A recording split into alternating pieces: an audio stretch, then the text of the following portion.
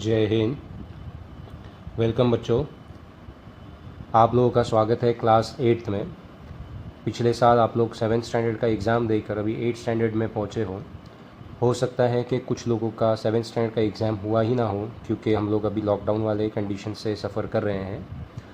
अब यहाँ से आगे 8th स्टैंडर्ड की क्लासेस भी कब रीओपन होगी, फ़िज़िकली हम लोग कब मिल पाएंगे, इसके बारे में फ़िलहाल आज की डेट में जब मैं वीडियो बना रहा हूँ तब तो हम कुछ नहीं कह सकते।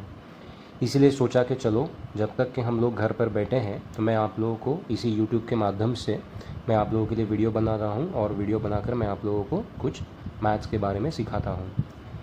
इस साल 8th स्टैंडर्ड में हम लोग जो सबसे पहला लेसन पढ़ने वाले हैं वो लेसन का नाम होगा रैशनल नंबर्स। रैशनल नंबर्स आप लोग क्लास 7th में भी पढ़ चुके हो। वैसे क्लास 7th में आप नंबर सिस्टम से रिलेटेड 2 लेसन्स पढ़ चुके हो। जैसे सबसे पहला लेसन आप लोगों ने पढ़ा था इंटीजर्स का, और उसके बाद आप लोगों ने आगे बीच में कहीं तो भी एक लेसन पढ़ा होगा रैशनल नंबर्स का।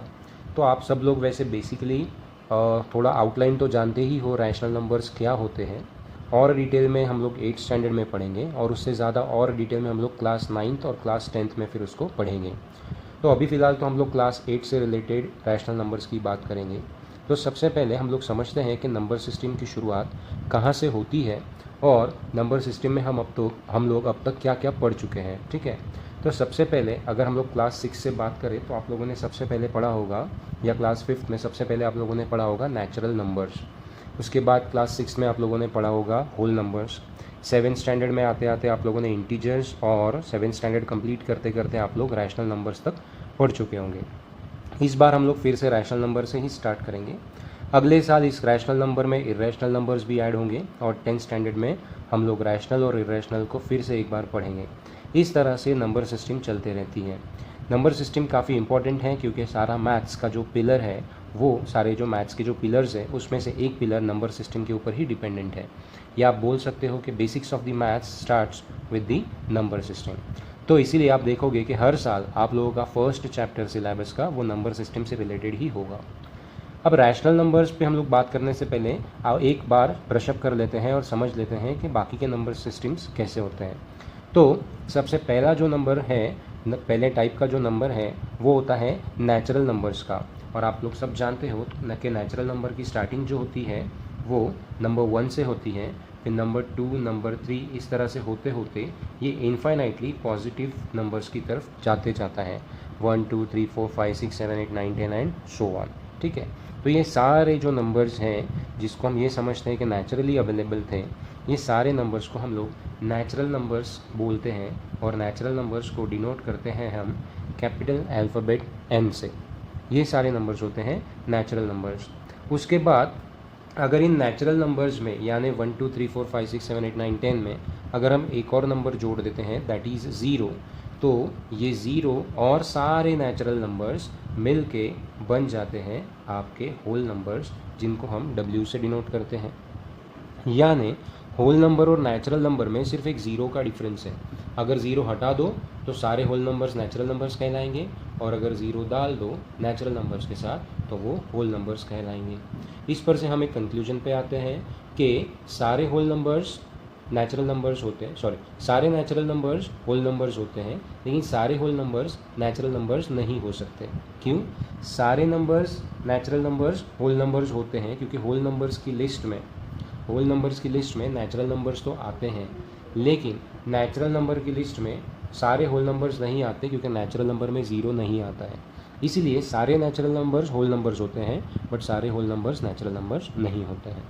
फिर उसके बाद में नेक्स्ट सीरीज़ आती है जिसके अंदर हम सारे नेचुरल नंबर्स तो देखते हैं, 0 यानी होल नंबर्स भी देखते हैं, लेकिन इसके अलावा हम सारे नेगेटिव नंबर्स भी देखते हैं। सारे नेगेटिव नंबर्स माने -1, -2, -3, इस तरह से नेगेटिव डायरेक्शन की ओर।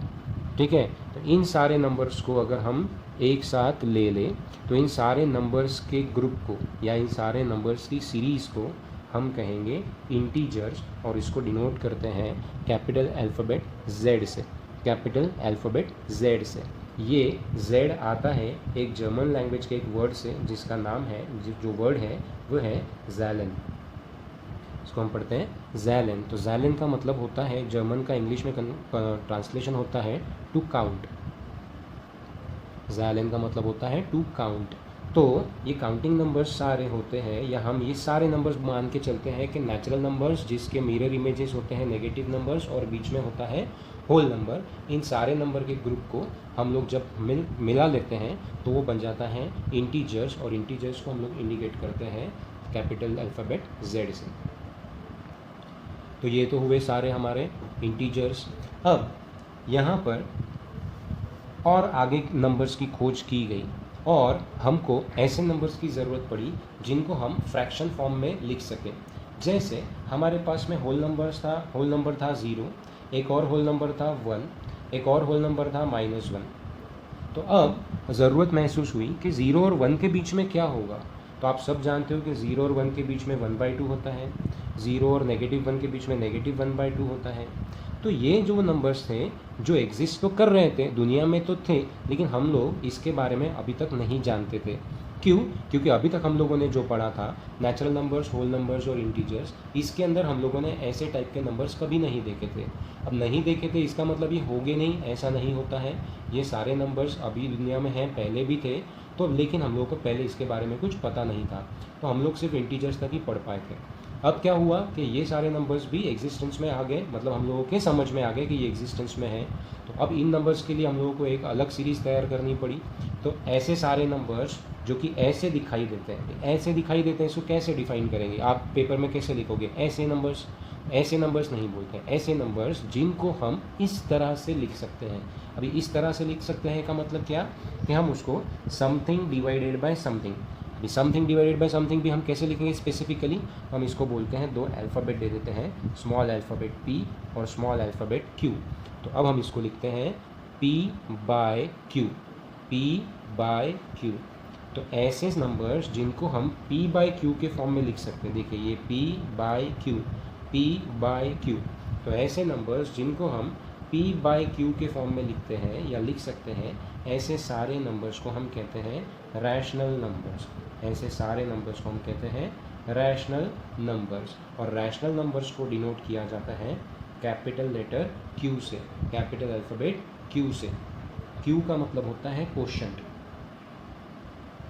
Q का मतलब होता है कोशेंट। और कोशेंट यह कब मिलता है हम लोगों को? जब हम किसी नंबर को किसी नंबर से डिवाइड करते हैं तो उसके आंसर को कोशेंट कहा जाता है। तो यहाँ पर जब हम P/Q लिख रहे हैं, मतलब हम P लेटर यानी P नाम के नंबर को Q नाम के नंबर से डिवाइड कर रहे हैं। तो जब हम P को Q से डिवाइड करते हैं, उसका जो आंसर मिलेगा उसको हम कहेंगे Q। इसलिए किसी भी रैशनल नंबर को हम डिनोट करते हैं तो कैपिटल लेटर Q से डिनोट करते हैं, and that means a rational number. आप देखो तो रैशनल नंबर को अगर आप स्प्लिट करोगे तो ये इसके अंदर एक वर्ड आपको दिखाई देगा, वो होगा रेशियो। ठीक है, यहाँ तक वो रेशियो क्यों? क्योंकि हमने P और Q का लिया हुआ है रेशियो, P/Q अगर आप इसको पढ़ोगे तो आएगा। तो रेशियो से वर्ड बना रैशनल नंबर। ठीक है, तो रैशनल नंबर कौन से होते हैं? ऐसे नंबर्स जिनको हम समथिंग डिवाइडेड बाय समथिंग यानी a number divided by any other number के फॉर्म में लिख सकते हैं। ये तो हुआ मोटा मोटा उसका डेफिनेशन या उसके डेफिनेशन का मीनिंग। ठीक है, जो सिंपलेस्ट लैंग्वेज में मैंने आपको समझाने की कोशिश की है। क्या है रैशनल नंबर? एक ऐसा नंबर जिसको हम P/Q के फॉर्म में लिख सकते हैं। ठीक है, अब एक नेचुरल क्वेश्चन आता है कि सर P/Q के फॉर्म में लिख सकते हैं, यहाँ तक तो समझ में आया, लेकिन इसमें P क्या हुआ और Q क्या हुआ ये हमको नहीं पता। ठीक है, तो यहाँ पर P और Q क्या होता है इसके बारे में आप हमको थोड़ा सा समझाइए। तो मैं आपको बताता हूँ यहाँ पे कि P और Q कुछ नहीं है। P और Q जो है ये इंटीजर्स हैं। इंटीजर्स है मतलब कि ये नेगेटिव नंबर्स हो सकते हैं, ज़ीरो हो सकते हैं, या नेचुरल नंबर्स हो सकते हैं, कुछ भी हो सकते हैं। बट यहाँ पर एक कंडीशन है, बट इसके अंदर में Q का वैल्यू जो है ये कभी भी ज़ीरो नहीं होना चाहिए। Q का वैल्यू जो है ये कभी भी ज़ीरो नहीं होना चाहिए। ठीक है, तो अगर ये कंडीशन फुलफिल हो जाती है तो आप P/Q वाले नंबर को रैशनल नंबर कह सकते हो। अब बोले सर Q ज़ीरो नहीं होना चाहिए, क्यों नहीं होना चाहिए? Q ज़ीरो नहीं होना चाहिए, ऐसा क्यों नहीं होना चाहिए ये बताइए, मैं आपको बताता हूँ। और एक दूसरा क्वेश्चन आएगा कि सर भले Q ज़ीरो नहीं हो सकता मान लिया, तो क्या P भी ज़ीरो नहीं हो सकता? उसका भी मैं आंसर आपको अभी देता हूँ। ठीक है, तो अभी चलो मैं आपको समझाता हूँ कि P और Q में कंडीशंस जो है वो क्यों होती है और ऐसा कैसे माना जाता है। तो जब मैं आपसे कह रहा हूँ कि P by Q form of any number और if any number is expressed in P by Q form then that number will be called as rational number, right. ये तो हम लोगों ने अभी सीखा, लेकिन फिर मैंने बोला कि यहाँ पर P और Q क्या है, तो P and Q are integers, यानी वो ज़ैलन है, इंटीजर्स है, ये भी समझ में आया। बट यहाँ पे एक और कंडीशन मैंने बताई कि Q should not be equal to zero, Q should not be equal to zero. ये क्यों, तो अब मैं आपको समझा रहा हूँ। जब भी आप किसी भी नंबर के डिनोमिनेटर में ज़ीरो लिखते हो, जब भी आप किसी नंबर के डिनोमिनेटर में ज़ीरो लिखते हो, तो ये जो नंबर बनता है इसका कोई मीनिंग नहीं होता है, मतलब हम इसको डिफ़ाइन नहीं कर सकते, इसलिए इसको कहते हैं नॉट डिफाइंड। इसको हम कहते हैं not defined, this number can not be defined. इसको हम डिफाइन नहीं कर सकते या इसका मतलब नहीं समझा सकते। अभी मतलब नहीं समझा सकते का क्या मतलब हुआ, सर बोले आप 3 का मतलब कैसे समझाओगे, तो आपको बचपन में भी 3 का मतलब आपके टीचर ने समझाया होगा कि 3 मतलब के इस तरह से, मतलब किसी भी चीज़ को जब आप गिनोगे तो वो इस तरह से आप उसको गिनोगे। मैं आपको पूछ रहा हूँ कि 3 डिवाइडेड बाई 0 को गिन के बताओ आप कैसे गिनोगे, ठीक है। तो आप बोलोगे कि सर हमको तो नहीं समझ में आया, आप बताइए थोड़ा एग्जाम्पल देखिए। तो मैं आपको एक एग्जाम्पल से समझाता हूँ। जैसे अगर आप किसी भी नंबर को इस फॉर्म में लिखते हो, मतलब आप फ्रैक्शनल फॉर्म में लिखते हो, ऐसा समझ लो। अब अगर यहाँ पर मैं बताता हूँ कि मेरे पास एक पिज़्ज़ा है, ठीक है, और पिज़्ज़ा के मैंने यहाँ पे कुछ पार्ट्स करके रखे इक्वल साइज़ के, ठीक है। अब यहाँ पर आप गिन सकते हो 1 2 3 4 5 6 7 और 8 पार्ट्स यहाँ पे पिज़्ज़ा के हुए हैं। अब अगर कोई एक लड़का है सोनू नाम का, फॉर एग्जांपल, ठीक है, तो सोनू नाम का लड़का बोलता है कि सर मुझे वो पिज़्ज़ा की स्मेल बहुत अच्छी आ रही थी, इसलिए मैंने उन 8 इक्वल पीसेस में से 1 पीस ऑफ पिज़्ज़ा खा लिया। तो क्या ये बात हमको समझ में आती है या ये बात पॉसिबल है, तो आप बोलोगे कि हाँ पॉसिबल है कि उसने 8 इक्वल पार्ट्स में से 1 पार्ट कंज्यूम कर लिया। तो ये दुनिया में हो सकता है ऐसा, बराबर है, तो ये पॉसिबल है। तो इसको हम बोलते हैं डिफाइंड। तो ये डिफाइंड है, यह डिफाइन किया जा सकता है कि 1/8 पार्ट उसने पिज़्ज़ा का सोनू ने खा लिया। फिर सोनू बोला कि सर पिज़्ज़ा का टेस्ट मैंने किया, टेस्ट काफ़ी अच्छा था, मुझे एक और खाने की इच्छा हुई, तो मैंने एक और पार्ट कंज्यूम कर लिया पिज़्ज़ा का। तो अभी सोनू ने कितना खा लिया, तो बोले सर 2/8 पार्ट उसने खा लिया। ये भी पॉसिबल है। फिर बोला सोनू कि सर पिज़्ज़ा का मज़ा कुछ और ही आ रहा था, तो मैंने एक और पार्ट कंज्यूम कर लिया। इसका मतलब उसने 8 में से 3 पार्ट्स कंज्यूम कर लिए, ये भी पॉसिबल है। अब सोनू की भूख तो कुछ ज़्यादा ही तेज़ थी, ठीक है, तो सोनू ने एक और पार्ट खा लिया, 4/8 खा लिया, फिर एक और खा लिया, 5/8 खा लिया, आसपास देखा कोई नहीं था वहाँ पे, इसलिए उसने एक और पार्ट खा लिया। इस तरह से करते करते उसने 5/8, 6/8, 7/8 और 8/8 मतलब के कंप्लीट पिज़्ज़ा, 1 कंप्लीट पिज़्ज़ा, 8/8 यानी 1 कंप्लीट पिज़्ज़ा उसने खा लिया सोनू ने। ये भी पॉसिबल है, समझ में आता है, हाँ हो सकता है, भूख काफ़ी लगी होगी, ठीक है, 2 दिन से बेचारे ने कुछ खाया नहीं होगा, खा लिया उसको पिज़्ज़ा दिखा वहाँ पे, तो कोई बोलने वाला भी नहीं था उसको, ओके, समझ में आता है। बट अब अगर मैं आपको बोलूँ कि यहाँ पे तो सोनू पिज़्ज़ा खा गया, मतलब अब यहाँ पे पिज़्ज़ा है ही नहीं, ठीक है। अब मैं आपको बोलूँ कि इस यहाँ पे जो पिज़्ज़ा नहीं है उस पिज़्ज़ा के 0 पार्ट्स हो गए, जो पिज़्ज़ा है ही नहीं उसके पार्ट्स ही नहीं है, क्योंकि वो है ही नहीं, मतलब कितने पार्ट्स हुए, 0 पार्ट्स। अब सोनू के पीछे से, जब सोनू खा के चला गया, उसके पीछे से एक और लड़का आया मोनू। अब मोनू बोलता है कि यहाँ पे जो पिज़्ज़ा नहीं था जिसके 0 पार्ट्स थे, उसमें से मैंने 3 पार्ट्स खा लिए, उसमें से मैंने 3 पार्ट्स खा लिए। अब आप मुझे बताओ, क्या आप इस बात को डाइजेस्ट कर पाओगे या बिलीव कर पाओगे कि मोनू ने जो पिज़्ज़ा था ही नहीं उन पिज़्ज़ा के 3 पार्ट्स खा लिए? इसका मतलब ये डाइजेस्टेबल नहीं है या ये हमारे समझ के बाहर है, क्योंकि इसको कोई समझा ही नहीं सकता। समझा ही नहीं सकता मतलब ये तो एग्जिस्ट ही नहीं करता। जब कोई चीज़ है ही नहीं तो उसके 3 पार्ट्स कैसे खाएगा, सही है। इसका मतलब 3/0 is not defined, and when some number और any number is not defined that means it does not exist. इसीलिए जब हम रैशनल नंबर की बात करते हैं तो हम वहाँ पे कंडीशन लेते हैं कि डिनोमिनेटर में, किसी भी नंबर के डिनोमिनेटर में हमको 0 नहीं चलेगा, ठीक है। तो आई होप आपको यहाँ पे ये बात समझ में आ गई। अब आप बोलोगे कि सर ठीक है, मान लिया आपने समझाया, हमको समझा नहीं समझा, पर चलो मान लिया हम लोगों ने कि डिनोमिनेटर में q = 0 नहीं चलेगा। बट फिर p भी 0 नहीं चलना चाहिए, क्योंकि आप बोलोगे कि सर 0 डिवाइडेड बाय 3, तो फिर ये कैसे, आप इसको एक्सप्लेन करो ये कैसे डिफाइंड हुआ। तो मैं आपको बताता हूँ। फिर से हम वापस सोनू वाले कंडीशन पे आ जाते हैं कि यहाँ पर एक पिज़्ज़ा था, इसके 8 इक्वल पार्ट्स हुए थे। अब इस वाली सिचुएशन में हम ये इमेजिन करते हैं कि सोनू अपने घर से ही भरपेट खाना खाकर आया था और इतना खाना खा लिया था कि अब वो एक घूंट पानी का भी ऊपर से नहीं पी सकता, इतना उसका पेट भरा हुआ है। अब अगर वो यहाँ पर आता है और कोई उसको बोलता है कि सोनू पिज़्ज़ा काफ़ी अच्छा बना है, देख स्मेल भी बहुत अच्छी आ रही है, एक पार्ट तो खा ले। तो सोनू बोला नहीं, मैं कुछ भी नहीं खाऊंगा, आप खा लो। मतलब अगर हम यहाँ पर देखते हैं कि आउट ऑफ 8 पार्ट्स सोनू ने कितने पार्ट्स खाए? 0। सोनू ने कुछ खाया ही नहीं। तो क्या ये बात नहीं हो सकती कि सोनू का पेट भरा हुआ हो और वो एक भी पार्ट नहीं खाए? 8 में से 8 इक्वल पार्ट में से वो एक भी पार्ट नहीं खाएगा। क्या ये पॉसिबल है या नहीं है? बिल्कुल पॉसिबल है। तो ये डिफाइंड है या नहीं है?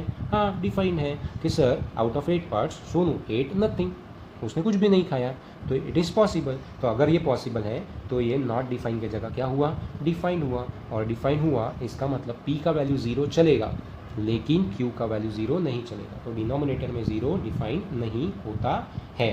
तो अब आपको यहाँ पर समझ में आया होगा कि rational number is a number which can be expressed in the form p by q, in the form p by q, where p and q are integers and q should not be equal to 0. Then such number are called as rational numbers. ऐसे numbers को हम क्या कहेंगे? rational numbers. अब आप लोगों को rational numbers की डेफिनेशन अगर समझ में आ गई है तो अब हम यहाँ से हमारा लेसन बिगिन करेंगे रैशनल नंबर्स, जिसके अंदर में हम लोग देखने वाले हैं ऑपरेशंस ऑन रैशनल नंबर्स।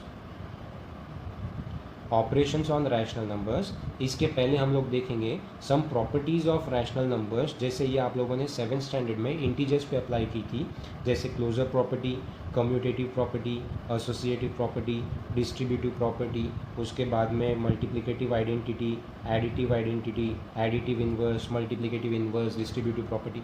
ये सारी चीज़ें जो हम लोगों ने 7th स्टैंडर्ड में इंटीजर्स के ऊपर अप्लाई की थी, सेम वही प्रॉपर्टीज़ इस बार हम लोगों को रैशनल नंबर्स पे अप्लाई करनी है। साथ ही साथ हम लोगों को रैशनल नंबर्स को नंबर लाइन पे कैसे रिप्रेजेंट करते हैं वो देखना है। साथ ही साथ रैशनल नंबर्स के बीच में और रैशनल नंबर्स हम कैसे पता कर सकते हैं, कितने पता कर सकते हैं, ये हमको देखना है। तो इतनी सारी चीज़ें हम इस लेसन में देखने वाले हैं। लेसन ज़्यादा बड़ा तो नहीं है, छोटा ही लेसन है, 2 ही एक्सरसाइज है अकॉर्डिंग टू NCERT, लेकिन इतनी चीज़ें देखेंगे तो वीडियोज़ थोड़े ज़्यादा बनेंगे।